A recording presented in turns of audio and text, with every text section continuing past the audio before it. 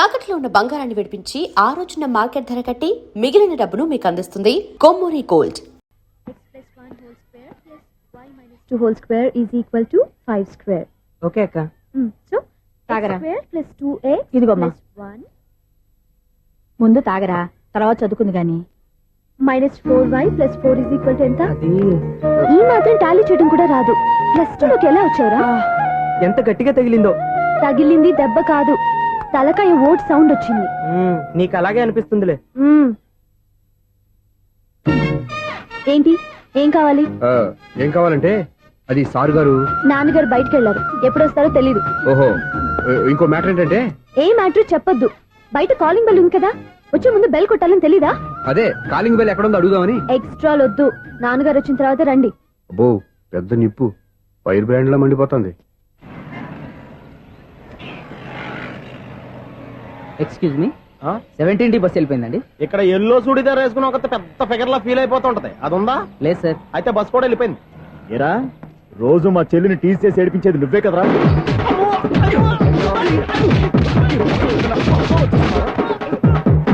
నల్ల నాయాల, ఇంకోసారి నా చెల్లి జోలికి వచ్చావా చంపేస్తా, జాగ్రత్త.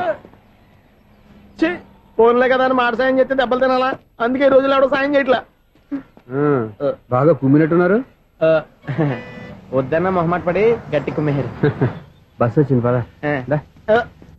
చిల్లర ఉన్న వాళ్ళే ఎక్కండి, చిల్లర ఉన్న వాళ్ళే ఎక్కండి. నీ దగ్గర ఉందా? లేకేగా మరి లేకుండా నువ్వెందుకు ఎక్కావు? దిగా. Right right. నువ్వు ఉండే ఈయంతో గొడవ ఏంటి? అబిడ్స్ లో టికెట్లు ఇవ్వండి. Ticket ticket ticket ticket. ఇదా లాజిక్? బైక్ ఎందుకు రిపేర్ అయింది ఇప్పుడు అర్థమైందిరా. బోడీ డౌట్లు వద్దు, కాస్త సైలెంట్ గా ఉండు.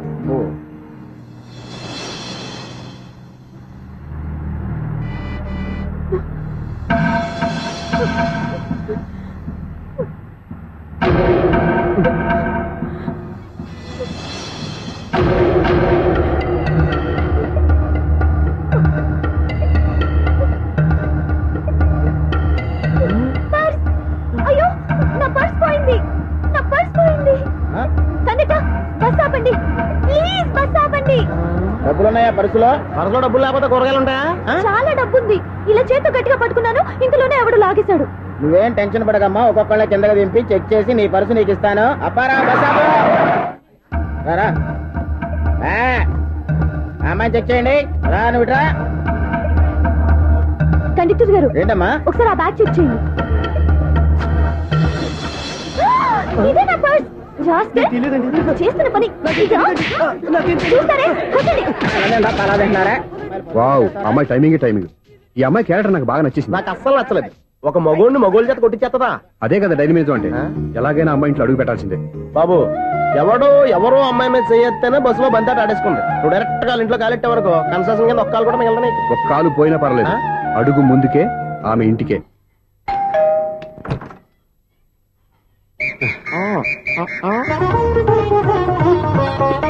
ఏంటి తాంబూలం దేనికి? నీకు కదలే, మాస్టర్ గారు. నాన్నగారు ఇంట్లో లేరా? ఎవరు? ఓ నమస్కారం మాస్టారు. నమస్కారం. అరే రే, ఏంటిది? ఎవరు నువ్వు? నన్ను గుర్తుపట్టలేదా మాస్టారు? నేను సూర్యని. సూర్య? అదేనండి, 1990 సంవత్సరంలో పాలకొల్లో వివేకానంద స్కూల్లో మీరు టీచర్ గా పనిచేశారు కదా. చేశాను. అదే సంవత్సరం మీ దగ్గర నేను 10th క్లాస్ చదివాను, గుర్తుందా సార్? ముందు నువ్వు ఈయన దగ్గర చదవలేదు, గుర్తు తెచ్చుకో. రేయ్, ఆలు గుర్తున్నంత కాలం వాటిని దిద్దించిన మాస్టర్ని ఎవరు మర్చిపోర్రా. మరి నేను మర్చిపోయానే. నువ్వు గురుద్రోహివి, దేశద్రోహివి, నీకు నాకు తేడా లేదంట్రా. అప్పట్లో నేను బాగా పూర్ స్టూడెంట్ మాస్టర్. మీరు ఒక దెబ్బ కూడా కొట్టకుండా ఓపిక్ గా దారిలో పెట్టారు, అందుకే ఫస్ట్ క్లాస్ లో పాస్ అయ్యాను. ఓ పెద్ద కంపెనీలో జనరల్ మేనేజర్ అయ్యాను. ఇప్పుడు కూడా నన్ను గుర్తుపట్టలేదా మాస్టర్? అది ప్రతి సంవత్సరం ఎంతో మంది స్టూడెంట్స్ చదువుతుంటారు, పాస్ అయి వెళ్ళిపోతూ ఉంటారు. అందులో నిజమే, జైలుకి ఎంతో మంది ఖైదీలు వస్తుంటారో పోతుంటారో, అందులో ఎంతమందిని జైలు గుర్తు పెట్టుకుంటాడో. అదే బుద్ధిగా బడిలో కూర్చొని చదువుకున్న వాడికి, బడెగ్గొట్టి బీడీలు తాగడం నేర్చుకున్న వాడికి ఉన్న తేడా. అందుకే తను జనరల్ మేనేజర్ గా ఎదిగినా కూడా నన్ను గుర్తు పెట్టుకుని వెతుకుంటూ వచ్చాడు. నువ్వేమో సినిమాలు తీస్తాను, డైరెక్ట్ చేస్తాను గాలి కబుర్లు చెప్తూ జీవితాన్ని పాడు చేసుకుంటున్నావు. మధ్యలో నన్ను పొగుడతారు ఎందుకు? మీ శిష్యుని పొగుడుకోండి. ఇది పొగడ్త కాదు, నా శిష్యుని చూస్తే నాకు గర్వంగా ఉంది. లక్ష్మి, సూర్య. అవును, సూర్యనే. సూర్య మనం పాలకొల్లో ఉన్నప్పుడు నా దగ్గర చదువుకున్నాడు, ఇప్పుడు మంచి పొజిషన్ లో ఉన్నాడు. నమస్కారం అండి. అలా చూస్తున్నారండి, మీరు కూడా గుర్తుపట్టలేదా? తీసుకోండి మాస్టర్. ఏంటిది? దేవుడి దగ్గరికి వెళ్ళేటప్పుడు గురువు దగ్గరికి వెళ్ళేటప్పుడు ఒట్టి చేతులు తెల్లకూడదు అంటారు. అందుకే మా వాడు గట్టి చేతులతో వచ్చాడండి. తీసుకోండి master.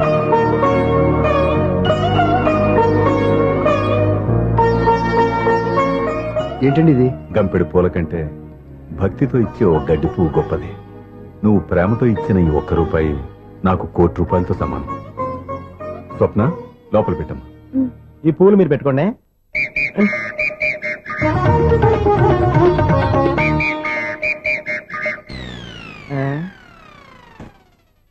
Clean bowled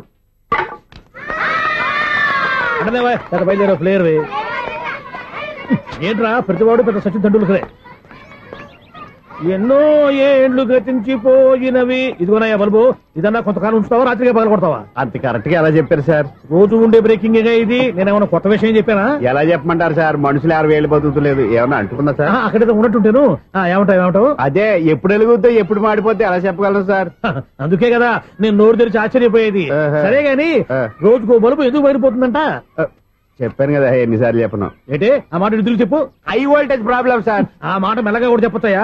high voltage అయితే ట్రాన్స్ఫార్మర్ పోవాలి, ఫ్యూజ్ పోవాలి, కానీ బల్బు ఎందుకు పోతుంది? అంటే కృష్ణాష్టమి రోజు ఉట్టు పగలు కొట్టినట్టు నేనే పగలు కొట్టేస్తున్నానంటారు. అది కాదయ్యా, నువ్వు కాకపోతే ఇంకో పరిగబాలు ఎవరన్నా పగల ఇది బాలండి. బాలు సరే సౌండ్ లేకుండా వచ్చిందే. సౌండ్ చేస్తూ రావడానికి ఇదేనా అంబులెన్సా? అంతేలే, బాలుకు సౌండ్ ఎందుకుంటుంది. సరే అంత ఫాస్ట్ గా వచ్చే బాల్ ని లటక్కున పట్టేసావంటే నీ అయిపోవరే అయ్యా. నైఫ్ అవర్ ఇప్పుడేం చూసారు? నైట్ టైం చూడాలి. ఇదిగో ఎందుకంటే మొహానికి చేయటం పెట్టుకుంటావు, ఏం పడుకోకూడదా? నేను మీకులాగా కదండి. బాగా చెప్పావు. కానీ నాకు ఒక విషయం అర్థమైందిలే. ఏంటండి? బల్బు ఎందుకు పగులుతుందో నాకు అర్థమైందిలే. ఇది నీ పని కాదు, పిల్లల పని. ఇదిగో ఈ పిల్లల సంగతి రేపు మీటింగ్ లో పెట్టి తెలిసేయాలయ్యా. రాత్రి ఒకసారి వచ్చి కనిపించు. రాత్రి నేను మీకు కనిపిస్తాను కానీ మీరు నాకు కనిపించొద్దు. అది కాదయ్యా, ఎందుకంటే నసుతావు, పెద్దగా మాట్లాడు. ఈ వాచ్మెన్ ఒక్కసారి చెప్తే 100 సార్లు చెప్పినట్టే. ఈ బల్బు పెట్టినాయండి ముందు నన్ను. ప్రతివాడట అనుకుంటే ఇక నా పరిస్థితి ఏంటి? సౌండ్ లేకుండా చూసుకున్న చాలు, ఇక దయచేయండి. అరే జావో నాజీ, ఊరికే చూసుకోకపోతే ఏదైనా ఒక పాట పాడుకోవచ్చు కదా. ఈ షూస్ ఎవరివి? -26y + 10 = 0. అరే ఈ ప్రాబ్లం సాల్వ్ చేయడం ఇంత ఈజీనా? మరేమనుకున్నావు? అక్కనే ఏ ప్రాబ్లం అడిగినా భయపెట్టి చంపేస్తుంది అంకుల్. అలా భయపడకూడదమ్మా. అర్థం చేసుకుంటే మ్యాథమెటిక్స్ అంత ఇంట్రెస్టింగ్ సబ్జెక్ట్ ఇంకోటి లేదు. మీకు మ్యాథమెటిక్స్ వచ్చా? వచ్చా, ఈ పుస్తకాలను రాసిన మన శిశిరా. చా నువ్వు ఫర్దర్ గా ఏం చదవాలనుకుంటున్నావు? ఇంజనీరింగ్. Very good. నేను కోచింగ్ ఇచ్చానంటే మెరిట్ గ్యారంటీ. నీకు ఎలాగైనా ఇంజనీరింగ్ సీట్ ఇప్పించే బాధ్యత నాది. రేయ్, నోరుందని ఏమైనా మాట్లాడతావా? నిన్నే అనుకుంటా. నన్ను కాదులే. నిన్నేరా? నేను రావడం హాఫ్ అన్ అవర్ లేట్ అయిందని ఎవరితో పడితే వాళ్ళతో మ్యాచ్ చూపించుకుంటావా? ఇడియట్. ఎవరో ఏంటమ్మా, నా దగ్గర చదువుకున్న నా స్టూడెంట్ నా కొడుకు నేర్పిస్తూ ఉంటే నాకెంత సంతోషంగా ఉందో తెలుసా? నేర్చుకుంటే నేర్చుకున్నాడు, మధ్యలో నన్ను కమెంట్ చేయడం దానికి? అది సరే, నువ్వు వెళ్ళిన పని ఏమైంది? ఏం కాలేదు నాన్న. స్వప్న, ఈ కాఫీ తీసుకెళ్ళి వాళ్ళకి ఇవ్వమ్మా. ఇంకే మర్యాద లోటు లేకుండా జరుగుతున్నాయి అనమాట. ఏమైంది? ఏమైందేంటి? అతను ఎవరో ఏంటో పూర్తిగా తెలుసుకోకుండా గడపలోకి ఎందుకు రానివ్వాలి? ఎవరో ఏంటి, మీ నాన్నగారు స్టూడెంట్ అని చెప్పాడు కదా. మనిషి మంచివాడు, మర్యాదస్తుడు. పైగా మన కుటుంబం అంటే చాలు చాలు ఈ ఉపన్యాసాలు. వెళ్ళి కాఫీ సమర్పించుకో. నీకు ఈ మధ్య పిచ్చుకోపం ఎక్కువైంది. పిచ్చి నాకు కాదు, నీకు పట్టింది. అతని మంచి మర్యాద ఏంటో ఆ దొంగ చూపుల్లోనే తెలుస్తోంది. కాఫీ థ్యాంక్స్ అండి. తీసుకో బాబు. ఏంటంటే స్వప్న కోపం కాఫీ కన్నా వేడిగా ఉన్నట్టుంది. అది కోపం కాదు, జాబ్ కోసం ఇంటర్వ్యూకి వెళ్ళింది. రిజల్ట్ ఫేవర్ గా రాకపోయేసరికి అప్సెట్ అయింది. స్వప్న జాబ్ కోసం ట్రై చేస్తుందా? అంత రియాక్షన్ అవసరం. ఈ ఓవర్ యాక్షన్ ఆపు. ఓకే, అసలు ఈ విషయం నాకు ముందే చెప్పొచ్చుగా. మా సమస్యలు నీకెందుకు చెప్పటం అని? అదేంటి సార్, మీ సమస్యలు నా సమస్యలు కావా? నేను మాస్టర్ అనే గౌరవంతో మీకు ఎంత దగ్గర అవుదాం అనుకున్నా, మీరు మాత్రం నన్ను దూరంగానే ఉంటున్నారు. అచ్చి బాబోయ్, ఈ సెంటిమెంట్ మీద ఎక్కువ వర్కౌట్ చేస్తున్నాడు. ఒరేయ్, మా అమ్మాయికి ఉద్యోగం కావాలి, ఒక మంచి ఉద్యోగం చూసి పెట్టాలని ఒక్క మాట ఆర్డర్ వేస్తుంటే నిమిషాల్లో వెళ్లి క్షణాలు ఉద్యోగం సంపాదించేవాడిని. నీకెందుకు అనవసరంగా ఇబ్బంది? మీరు ఇంకేం మాట్లాడదు, నన్ను ఆశీర్వదించి పంపించండి. స్వప్నకు ఉద్యోగం గ్యారెంటీ.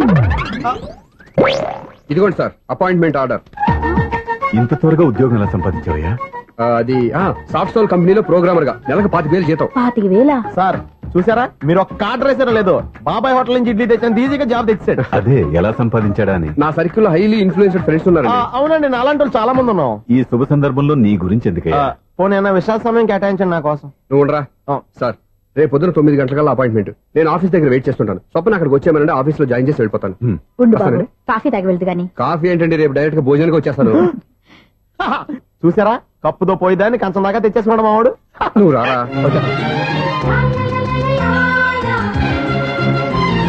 రోజావే చిన్ని రోజావే రాగాలే రూవే రోజావే నాలో కదిలే ప్రాణాలే ఒక్క పాటై నిన్నే చేరాలి నాలో కదిలే ప్రాణాలే ఒక్క పాటై నిన్నే చేరాలి.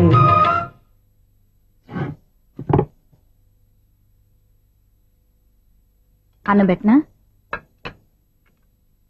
రామా కూర్చో. చాలమ్మా.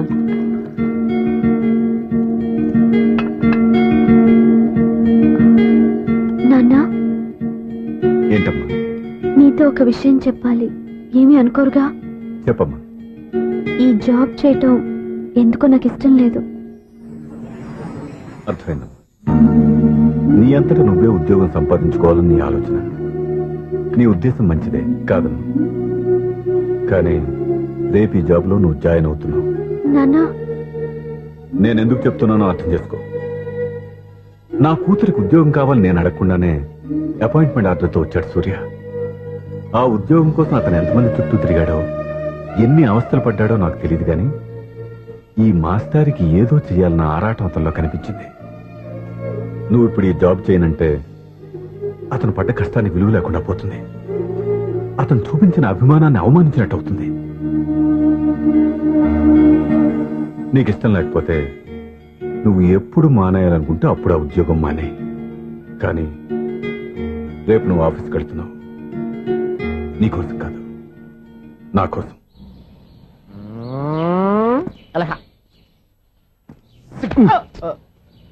టైం అయిపోతుంది, ఇంకా మీ మిస్సం రాలేదటి. టైం ఉంది, ఇంకా 3 నిమిషాలు ఉంది. 3 రోజులు వెయిట్ చేసిన వస్తుందని నమ్మకం నాకు లేదు. నాకు నమ్మకం ఉంది స్వామి. నీకు ఓపెనింగ్ నుంచి నమ్మకం ఉంది, నాకు శుభంగా అడ్డాక నమ్మకం లేదు స్వామి. శుభమాని అమ్మాయికి ఉద్యోగం ఇప్పిస్తుంటే రాదు, నమ్మకం లేదంటావు. అపశకునాల పక్షి. ఏయ్, ఈ టైటిల్ అయితే చాలా బాగుంది. అపశకునాల పక్షి, కింద క్యాప్షన్ రెక్కలేవు. ఎలాగుంది? వచ్చేసింది. అయ్యి బాబోయ్, ఈడేంటి రాజధాని ఎక్స్ప్రెస్ కంటే ఫాస్ట్ వెళ్ళిపోయాడు. రండి రండి. ఇప్పటిదాకా మీ గురించి ఫిలిం బాక్స్ కోసం వెయిట్ చేస్తున్నాం. వస్తారని నేను, రారని ఆడు. పెద్ద మినీ పేటింగ్ అయిపోయింది అనుకోండి. నేను రానని ఎందుకు అనుకున్నారు? వచ్చేదాకా వస్తారని తెలియక. Good morning Swapna. Good morning. నేను చెప్పానా ఈవిడి గురించే. Good morning. నేను ఈ కంపెనీ రీజనల్ మేనేజర్ని. సార్, మీరు బయటకు వచ్చి రిసీవ్ చేసుకోవడం ఏంటి? మా నోడు తలుచుకుంటే మీకోసం సీఎం అని కూడా ఇక్కడ తెచ్చేస్తాడు, సెక్యూరిటీ లేకపోతే. కొంచెం ఓవర్ అయినట్టుంది. ఈ సీన్ కంటే అవసరమా? మీరు రండి. Okay sir. బాయ్.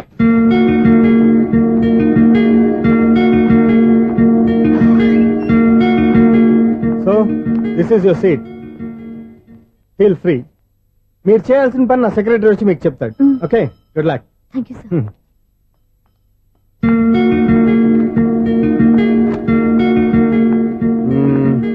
రూమ్ చాలా చిన్నదిగా ఉంది కదా, చేంజ్ చేసేద్దామా? ఎక్స్క్యూజ్ మీ, జాబ్ చేసేది నువ్వా నేనా? నువ్వే అనుకో, కానీ వర్క్ చేసేటప్పుడు కొంచెం కన్వీనియంట్ గా ఉంటుంది కదా అని. నాకు లేని ప్రాబ్లం నీకెందుకు? కరెక్టే కదా, వస్తాను. హలో, ఫ్రాంక్ గా చెప్పాలంటే ఈ జాబ్ చేయడం నాకు ఇష్టం లేదు. కానీ మా నాన్నగారికి తోకలవ్య శిష్యుడిగా నువ్వు ఒకటివి దొరికావు.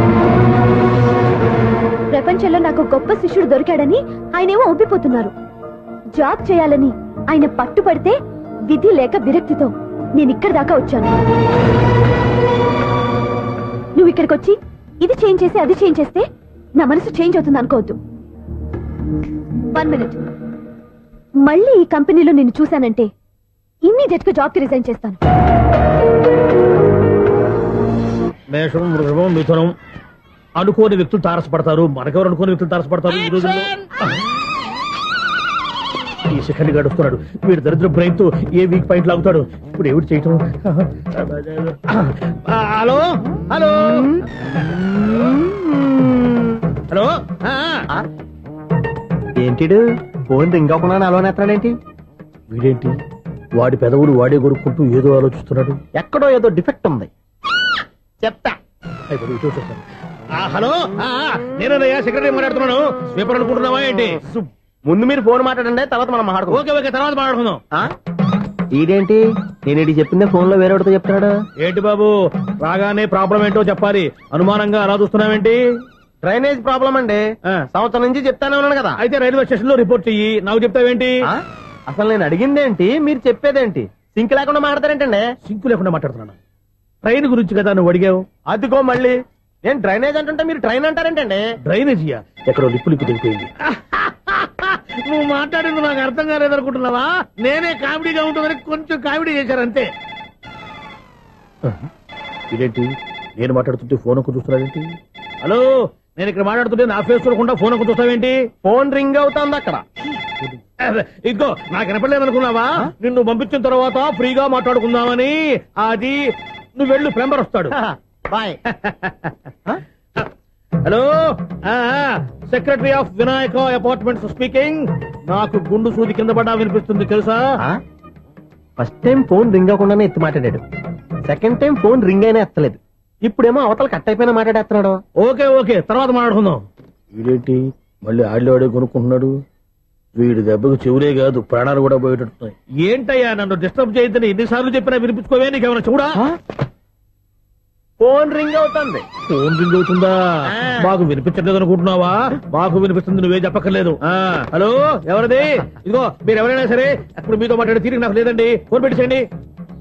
నువ్వు ఇంకా ఇక్కడే ఉన్నావేమయ్యా, వెళ్ళు. ఇదిగో నీ సమస్యలు ఇప్పుడు నాకు చెప్పక వెళ్ళిపో వెళ్ళిపో వెళ్ళిపో. ఇదిగో నువ్వేం చెప్పరా ఇప్పుడు నేను వెళ్ళానయ్యా. అసలు వినిపిస్తా కదా వింటానగా. ఏంటి నీకు చెవుడు? నాకు చెవుడా? ఎవరు చెప్పారు నీకు నాకు చెవుడని? ఒకటి చెప్పాలేటి, నేను ఇప్పుడే వెళ్ళి డాక్టర్ తీసుకొచ్చి మన అపార్ట్మెంట్స్ లో అందరి మధ్యన మీటింగ్ ఎట్టి నీకు చెవుడా నిరూపించకపోతే ఆ పని మాత్రం చెప్పక దండం పెడతా. నేను ఆ పని చేయకుండా ఉండాలంటే ఈ నెల నుంచి నువ్వు నన్ను మెయింటెనెన్స్ అడగకూడదు. ఇచ్చినా నేను తీసుకోను. అలాగే నా పర్సనల్ మెయింటెనెన్స్ కూడా నువ్వే చూసేసుకో. పర్సనల్ మెయింటెనెన్స్ కూడా నేనే ఇవ్వాలన్నా? ఇది మరీ అన్యాయం తొండి.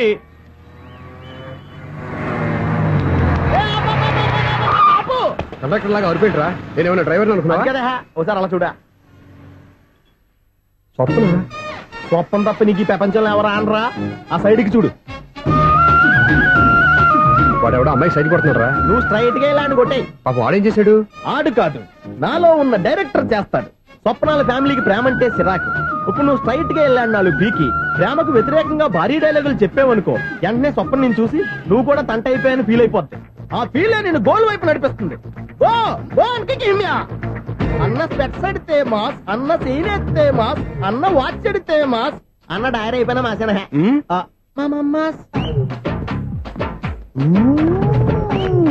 ఎరా?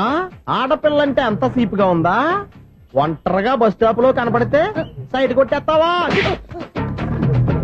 ఒరే, ఇంకొక్కసారి నిన్ను బస్ స్టాప్ లో చూసాననుకో, బట్టలతో సహా సీరేస్తాను రే. ఆయన ఎందుకు కొడుతున్నారు? నువ్వు ధైర్యంగా ఉండమ్మా, నీకు నేనున్నాను. నువ్వు నాకెందుకు ఏడవడానికి? ఆయన వదలండి. అదేంటమ్మా సైడ్ కొట్టి వాళ్ళందరినీ క్షమించేస్తున్నావా? సైడ్ కొట్టడం ఏంటి? మా ఇద్దరికి నిశ్చితార్థం అయిపోయింది. నిశ్చితార్థం అయిపోయిందా? అంటే ఎంగేజ్మెంట్ అయిపోయి కూడా కూర్చు పడతారా? Wish you happy married life. ఈ వెధవేషాలన్నీ అమ్మాయిని బుట్లో వేయడానికేగా. ఈ విషయం మీకు ఎలా తెలుసండి? ఇలాంటి బేవస్ డైరెక్షన్ చేసావంటే చెప్పుతో కొడతా. పెద్ద 420 కేసుల్లో ఉన్నారు, జాగ్రత్తగా ఉండండి. అజ్జి బాబోయ్, ఇదేవతరా బాబా డైరెక్టర్ లా ఉంది. ఆగు. ఏంటి సైటా? లవ్వా? ట్రాప్ చేయాలని ప్లానా? నువ్వు చాలా ఓవర్ చేస్తున్నావని నాకు ఓపెనింగ్ నుంచి బాగా తెలుసు. మా నాన్నగారి దగ్గర నువ్వు చదువుకున్నావని చెప్పిన ఆ ఇయర్ లోనే మా అక్క కూడా చదువుకుంది. నువ్వు ఆ ఇయర్ లో చదవలేదని నాకు క్లియర్ గా తెలుసు. ఎందుకంటే మా అక్క క్లాస్మేట్స్ అందరూ నాకు బాగా తెలుసు. అయినా నేను బయటపడలేదు. ఎందుకో తెలుసా? తన దగ్గర చదువుకున్న స్టూడెంట్ మంచి పొజిషన్ లోకి వచ్చాడని మా నాన్నగారు చాలా సంతోషపడ్డారు. మా అక్క ఇల్లు వదిలి వెళ్ళాక ఫస్ట్ టైం ఆ రోజు ఆయన ఫేస్ లో ఆనందం చూశాను. ఆ ఆనందం అలాగే ఉండాలని నువ్వు ఎన్ని డ్రామాలు ఆడుతున్నా భరిస్తూ నిన్నే గమనిస్తూ వచ్చాను. నాకు జాబ్ ఇప్పించావు. మా బ్రదర్ కి ఇంజనీరింగ్ సీట్ కోసం ట్రై చేశాం. మా ఫ్యామిలీ కోసం చాలా కష్టపడుతున్నాడనే ఇంప్రెషన్, ఇమేజ్, సింపతి సంపాదిస్తే నీ ప్రేమలో పడి తడిసి ముద్దైపోతాననుకున్నావా? నెవర్. నువ్వు ఎన్ని పాచికలు విసిరినా నేను నిన్ను ప్రేమించను. నిన్నే కాదు, ఎవరి మీద నాకు ప్రేమ పుట్టదు. ఇకనైనా ఆడిన డ్రామాలు చాలు, ఆపే.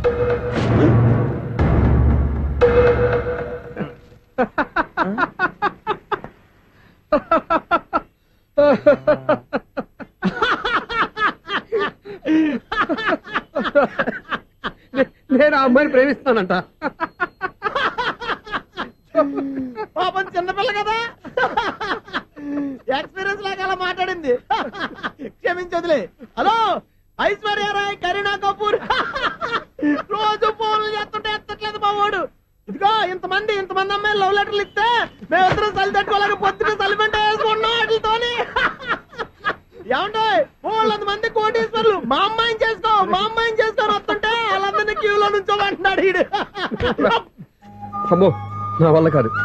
చూడు స్వప్న, నిన్ను చూసి జాలిపడాలో బాధపడాలో నాకు తెలియట్లేదు. అయినా ఈ తప్పు నీది కాదులే, నీ వయసుది.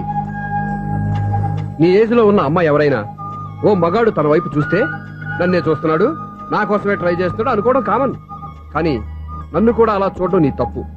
ఈ సంగతి మాస్టర్ గారికి తెలిసి ఎంత బాధపడతారో తెలుసా? నేను మీ నాన్నగారు వెనకపడ్డాను, ఆయన కోసం ఇంటి చుట్టూ తిరిగాను.